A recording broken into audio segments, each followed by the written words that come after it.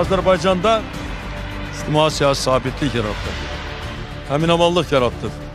Bu bizim böyük nailiyyətimizdir. Dəfələrlə demişəm, həyatımın son dəqiqəsinə qədər mən bu xidmət edəcəyəm. Və heç bir şey məni qorxutmur, heç bir şey də məni çəkindirmir. Və mən bütün bu təxribatların, terrorların qabağında durmuşam və duracağam. Azərbaycanın müstəqilliyini qorumuşam, qoruyacağam.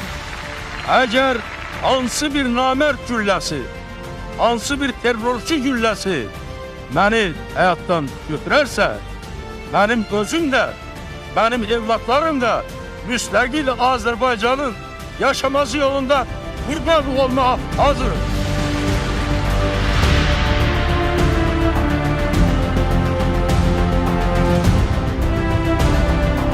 Bəziləri bizə inanmırdı, bəziləri ehtiyat edirdi, bəziləri təxribat edirdi.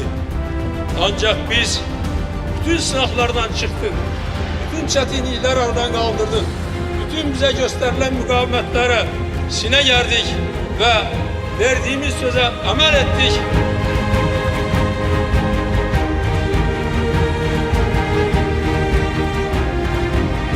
Əgər Heydər Əliyev xalqın tələbi ilə 93-cü ildə Azərbaycana gəlməsəydi, Azərbaycan dağılacaqdı və beləliklə bizim müstəqilliyimiz yenə də yarımçıq qalacaqdı, necə ki 20-ci əsrin əvvəllərində.